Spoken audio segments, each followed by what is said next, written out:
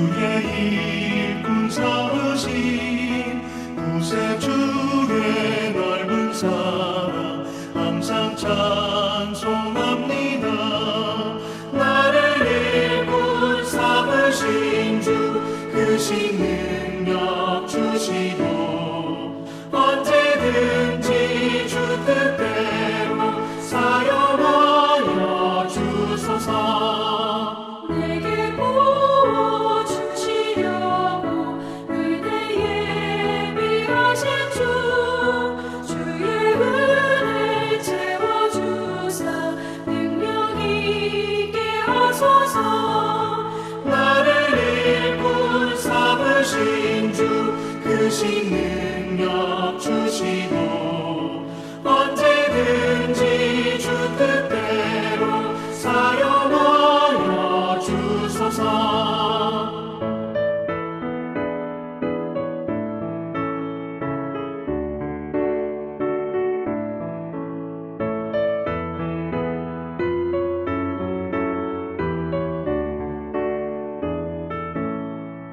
죄의 짐을 풀어주신 주의 능력 크도다. 나를 피로 사신 예수 내 맘속에 오소서. 나를 일꾼 삼으신 주 크신 능력 주시고 언제든지 주 뜻대로 사용하여 주소서. 주여 내게 성령으로 충만하게 채우사 생명수가 강물처럼 흐르게 하옵소서. 나를 일꾼 삼으신 주 크신 능력 주시고 언제든지 주 뜻대로 사용하여 주소서.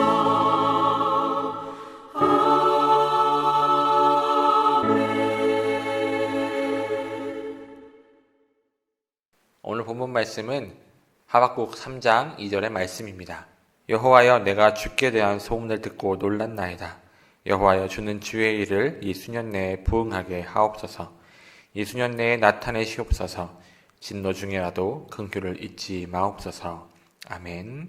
히브리어로 하야란 부응하게 하다, 살아나게 하다로 번역되는 단어입니다. 그리스도인이 진짜 살리고 부응케 하는 사람이 되기 위해서는 어떻게 해야 할까요? 첫째, 말씀의 사람이 되어야 합니다. 본문에서 주께 대한 소문을 듣고의 원어는 경청한다는 뜻을 가진 쉐마로, 하박국은 나라가 망해가는 흉흉한 시대에 주의 말씀을 경청하다가 그가 들은 말씀이 수년 내에 이루어지는 하야 부응을 외치게 되었습니다. 이어서 하박국은 이 수년 내에 나타내시옵소서 야다라고 부연합니다. 야다는 체험적으로 알게 되다는 뜻으로서 그는 다시 한번 말씀이 실제가 되는 날을 강청하고 있는 것입니다.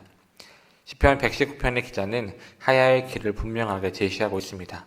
내가 주의 법도들을 사모하였사오니 주의 이로 나를 살아나게 하소서. 지금까지 주의 증거 대신에 탐욕을 향하다가 사망의 부역자로 되어온 한국교회는 이제라도 말씀의 사람으로 회복되어야만 합니다. 둘째, 믿음의 사람이 되어야 합니다. 하박국이 경청했던 하나님의 말씀이란 보라, 그의 마음은 교만하며 그 속에는 정직하지 못하나 의인은 그의 믿음으로 말미암아 살리라 입니다. 이 말씀의 뜻은 유대 악행에 대해 더 악한 바벨론을 들어 심판하실 것인데 그 심판하는 바벨론은 교만으로 말미암아 죽을 것이지만 심판받는 유대의 남은 자들은 겸손으로 말미암아 살게 된다는 의미입니다. 여기서 우리는 믿음의 동의어가 겸손임을 알게 됩니다. 곧 내 안에는 다시 살 수 있는 어떤 공로도 없음을 알고 하나님 앞에서 겸손하게 매달리는 자가 믿음의 사람이며 이런 사람만이 하야의 사람이 될 수 있습니다. 셋째, 긍휼을 덧입게 하는 사람이 되어야 합니다. 하박국은 하나님께 진노 중에라도 긍휼을 잊지 마옵소서라고 중보했습니다. 신자 중에 누구도 긍휼 없는 심판을 견딜 수 있는 사람이 없고 이 민족도 지금까지 쌓인 악을 생각할 때 긍휼 없는 진노를 감당할 수 있는 사람은 없습니다. 그런데 시편 119편의 기자는 하나님의 긍휼을 이끌어내는 방법에 대해 이렇게 소개하고 있습니다.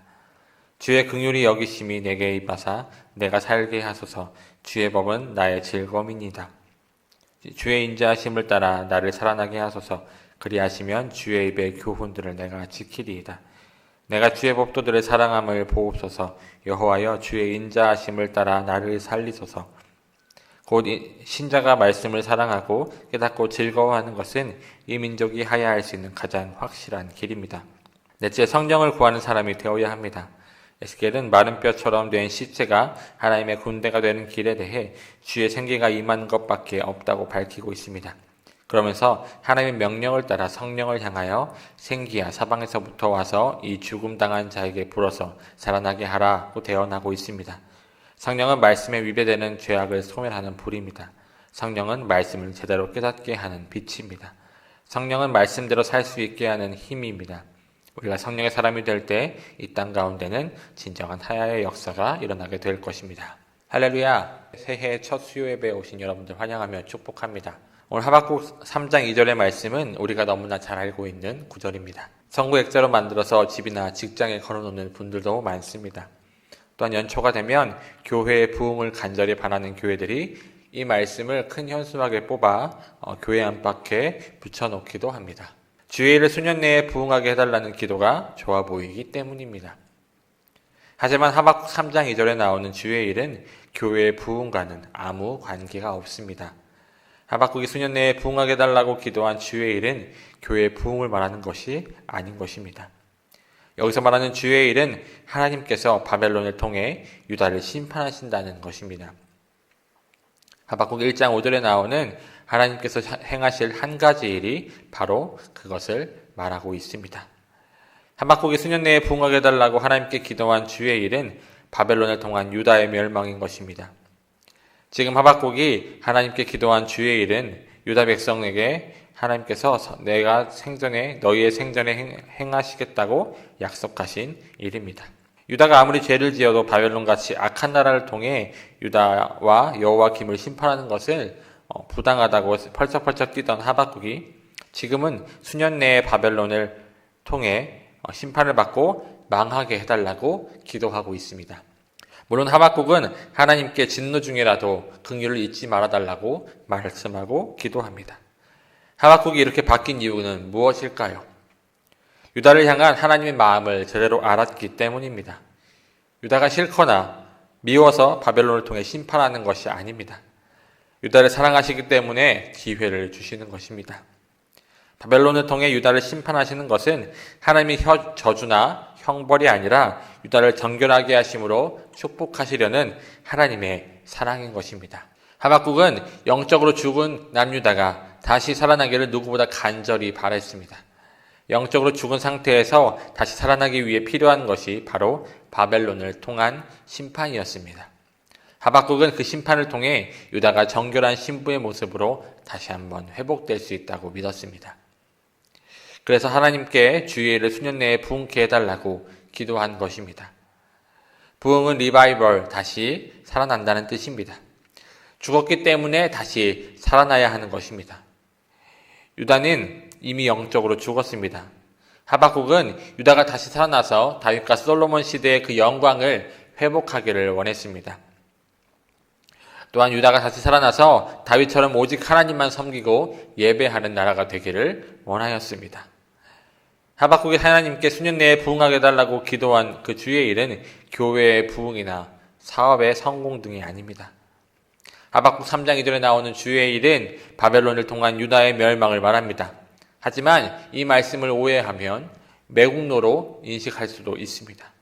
선지자라고 하는 작자가 유다가 심판받고 망하게 해달라고, 그것도 수년 내에 바벨론을 통해 망하게 해달라고 외치고 기도하고 있었으니까 말입니다. 하지만 주의 일은 유다가 바벨론을 통해 망하는 것만을 말하는 것은 아닙니다. 바벨론을 통한 심판 그 다음이 있습니다.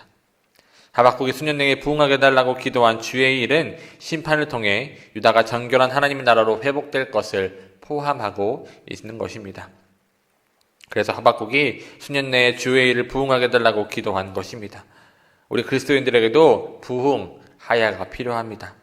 다시 살리고 부흥케 하는 것이 필요한 것입니다. 그렇다면 다시 살게 하고 부흥케 하는 사람이 되기 위해서는 어떻게 해야 할지 질문을 통해 나눔을 진행하겠습니다. 첫 번째 질문입니다. 다시 살게 하고 부흥케 하는 사람이 되기 위한 첫 번째와 두 번째 조건은 무엇입니까? 첫째로 말씀을 가진 사람이 되어야 합니다. 본문에서 주께 대한 소문을 듣고의 원어는 경청한다는 뜻을 가진 쉐마입니다. 쉐마는 우리가 신명기 6장 4절에서 9절 말씀을 통해 많이 들어본 말씀인 것입니다. 하박국은 나라가 망해가는 이 흉흉한 시대에 주님의 말씀을 경청하다가 주님의 그가 들은 그 말씀이 수년 내에 이루어지는 부흥을 외치게 되었습니다. 아까도 말씀드렸다시피 하박국은 1장에서 하박국은 하나님께 남유다가 망하지 않게 해달라고 호소하는 것을 우리는 볼 수 있습니다. 왜 남유다를 망하게 하느냐? 왜 저 이방 사람들, 저 죄인된 사람들을 우리를 괴롭히고 우리를 치고 있는데 왜 하나님이 가만히 계시냐며 하나님께 따지듯 호소하고 있는 것을 우리는 살펴볼 수 있었습니다. 그러나 하박국은 그 하나님의 말씀을 또 하나님의 음성을 듣고 그 말에 순종하였습니다. 그리고 하나님의 구원의 놀라운 계획을 듣고 놀라며 기쁨과 소망이 가득 차게 되었습니다. 비록 하나님께서 남유다를 멸망케 하시더라도 주의 일, 하나님의 나라를 회복하며 다윗의 왕국을 회복하려는 그 주님의 계획, 하나님의 백성들을 다시 살리시며 하나님과의 관계를 회복시키시려는 그 놀라운 계획을 자신의 마음에 품었기 때문에 이 처절한 고통 가운데서도 주의 일을 부흥케 해달라며 다시 회복시켜달라며 다시 살려달라며 고백할 수 있는 것입니다. 또한 하박국은 수년 내에 이 일을 나타내시옵소서의 히브리어인 야다라는 단어를 가지고 이야기합니다. 야다는 체험적으로 알게 되다는 뜻으로서 그는 다시 한번 말씀이 실제가 되는 것을 강청하고 있는 것입니다. 하나님의 말씀을 가진 사람은 주님의 일에 마음을 품고 또 그 말씀이 실제적으로 이루어짐을 소망하는 사람이 됩니다. 하지만 그 주님의 말씀을 마음에 품고 말씀의 이루어짐을 소망하는 것으로만 끝나서는 안 됩니다. 부흥을 위해서는 둘째로 믿음의 사람이 되어야 합니다. 믿음이 없는 소망은 그저 헛된 간구로 끝날 가능성이 높습니다. 하나님을 향한 신뢰는 믿음으로써 나오게 됩니다. 하박국 2장 4절에 나온 것처럼 우리는 믿음으로 말미암아 살게 됩니다. 2장 4절을 보면 보라 그의 마음은 교만하며 그 속에는 정직하지 못하나 의인은 그의 믿음으로 살리라라고 말합니다. 하박국 선지자는 바벨론을 들어 의인 유다를 멸망시키시려는 그 하나님의 계획을 용납할 수 없었습니다. 하나님은 그러한 하박국에게 바벨론의 교만을 언급하시며 의인은 그의 믿음으로 말미암아 살리라 함으로 말씀하셨습니다. 바벨론을 사용하여 유다를 멸망시키시겠다는 그 하나님의 계시를 받은 후에 하박국은 정의에 대한 개념이 무너지는 멘붕 상태에 빠졌을 것입니다. 무엇이 의이고 무엇이 악인지 가늠할 수 없게 된 것입니다. 지금 눈앞에 전개되는 그 일이 악이 선을 이기는 것으로 보일 뿐입니다. 하나님은 이러한 일이 벌어지고 있음에도 불구하고 침묵으로 일관하시는 것처럼 보였습니다. 그래서 하박국 선지자는 답답하고 분노하며 또한 하나님의 정의는 어디 있냐고 외칠 수 있었습니다. 이 세상의 현실이 그렇게 전개된다 하더라도 하나님께서 아무 일도 하지 않고 계시는 것은 아닙니다. 하나님은 자신의 일을 정확하게 이루어 가고 계십니다. 단지 세상이 우리가 그것을 보지 못할 뿐입니다. 그래서 하박국 선지자에게 믿음으로 살라고 하는 즉 하나님께서 일하고 계시며 결국은 하나님의 뜻대로 될 것임을 믿음으로 바라보며 살라고 말씀하시는 것입니다. 믿음의 사람은 도무지 용납할 수 없는 일이 내 앞에서 벌어진다고 하더라도 하나님의 선하심을 의심해서는 안 됩니다. 하박국 선지자는 유다 민족이라는 자기의 관점의 틀 속에서 하나님의 일을 바라보았습니다. 그 결과 유다를 멸망시키시는 그 하나님의 일이 불만으로 불평으로 다가올 수밖에 없었습니다. 하지만 믿음의 사람은 자기의 관점의 틀을 초월하여 하나님의 언약의 관점에서 이 세상을 바라보는 사람입니다. 이것이 믿음으로 사는 것입니다. 의인은 믿음으로 말미암아 살리라 하는 그 말은 하나님의 언약에서 이 세상에서 벌어지는 일들을 바라보라는 말입니다. 이런 사람들이 의인이고 이런 사람들이 하나님이 택한 백성이며 믿음의 사람인 것입니다. 두 번째 질문입니다. 다시 살게 하고 부흥케 하는 사람이 되기 위한 세 번째와 네 번째 조건은 무엇입니까? 세 번째 조건은 긍휼을 덧입게 하는 사람이 되어야 한다는 것입니다. 오늘 본문 말씀인 2절 후반절에서 하박국은 하나님께 진노 중에라도 긍휼을 잊지 마옵소서라고 간구하고 고백하고 있습니다. 진노 중에도 긍휼이 있다는 사실을 기억해야 합니다. 하나님의 진노보다 크신 하나님의 긍휼을 구해야 합니다. 진노는 하나님의 정의이며 긍휼은 하나님의 사랑입니다. 진노는 하나님의 심판이며 긍휼은 하나님의 구원입니다. 진노 중에라도 긍휼은 심판 속에도 구원이 있다는 사실입니다. 심판을 통해서 마침내 구원이 이루어진다는 말씀입니다. 심판은 구원의 시작이며 구원의 기회입니다. 우리는 진노보다 긍휼을 바라지만 하나님의 정의와 사랑은 선한 목자의 지팡이와 막대기처럼 둘이 함께 공존하게 되는 것입니다. 하나님의 긍휼이 없이는 우리 중 누구도 우리에게 닥친 심판을 견뎌낼 수 있는 사람이 없음을 알아야 합니다. 하나님의 진노는 이미 시작되었고 또한 진행되고 하고 있지만 그 중에서라도 하나님의 긍휼을 구하는 사람이 되어야 하는 것입니다. 하나님의 긍휼은 내가 말씀을 사랑하며 내가 하나님 앞에 긍휼을 구하는 자가 되어야 합니다. 하나님은 우리에게 긍휼을 베풀어 주시며 자비를 베풀어 주시기를 원하시는 분이기 때문입니다. 우리는 죄 가운데 있지 않았던 적이 없습니다. 하지만 우리가 하나님의 진노와 심판 가운데서 지금껏 우리가 살아갈 수 있었던 것은 하나님의 인내와 긍휼이 우리의 가운데 있기 때문입니다. 그 긍휼을 나 혼자 가지고 살아가서는 또한 안 됩니다.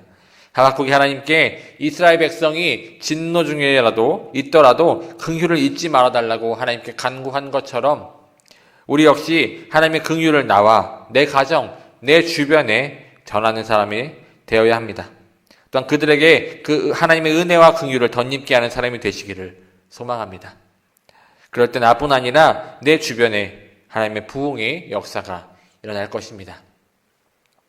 넷째로 성령을 구하는 사람이 되어야 합니다. 부흥은 성령의 역사입니다. 부흥은 하나님께서 성령을 통해 잠들어 있는 백성들을 잠에서 깨우시며 새롭게 소생시키시는 성령의 역사인 것입니다. 이 놀라운 부흥은 성령의 주권적인 역사를 통해서만 가능한 것입니다. 성령은 에스겔에 등장하는 마른 뼈 사건처럼 마른 뼈들에게 생기가 사방에서 불어와 죽임당한 자들이 부터 살아나는 부흥을 일어나게 하십니다.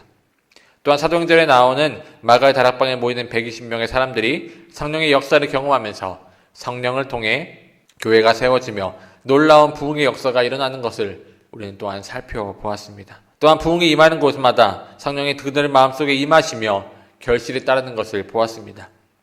개인의 각성이 사회적 각성으로 또한 이어지며 전도와 선교의 운동이 일어나며 교회가 살아나며 놀라운 부흥의 역사가 일어나는 것입니다. 성령은 죄악을 소멸시키며 성령은 말씀을 제대로 깨닫게 하는 빛이 됩니다. 성령은 우리에게 말씀대로 살 수 있는 믿음을 허락해 주시며 또 성령은 우리로 하여금 나뿐만이 아닌 하나님의 긍휼을 주변에 전하는 전도자의 역할을 감당할 수 있게 하시며 또한 놀라운 하나님의 부흥의 역사의 주인공이 될 수 있게 해 주십니다. 하박국이 하나님께 이스라엘 부흥을 구했던 것처럼 우리도 침체되었던 이 시기와 이때에 하나님의 부흥을 구해야 합니다. 그저 우리가 알고 있는 양적인 부흥만이 아니라 부흥의 참된 의미인 다시 살리시는 하나님의 역사가 우리 가운데 일어나기를 구해야 합니다. 우리의 침체되었던 신앙이 다시 부흥하기를, 코로나로 인해 힘들었던 우리의 가정과 우리의 경제가 하나님의 부흥의 역사가 일어나기를, 하나님이 사랑하시는 우리의 교회의 신앙과 영적인 부흥의 역사가 일어나기를 우리는 함께 기도하며 나아가야 합니다. 하나님의 말씀을 내 것으로 붙잡고 살아가며 또한 믿음으로 부흥의 소망을 믿고 의지하며 나뿐만이 아니라 하나님의 큰 긍휼을 전하는 자로 성령의 충만한 삶을 입어 이 땅에 하나님의 역사를 보여주는 자로 살아가시는 모든 성도님들이 되시기를 주님의 이름으로 소망합니다.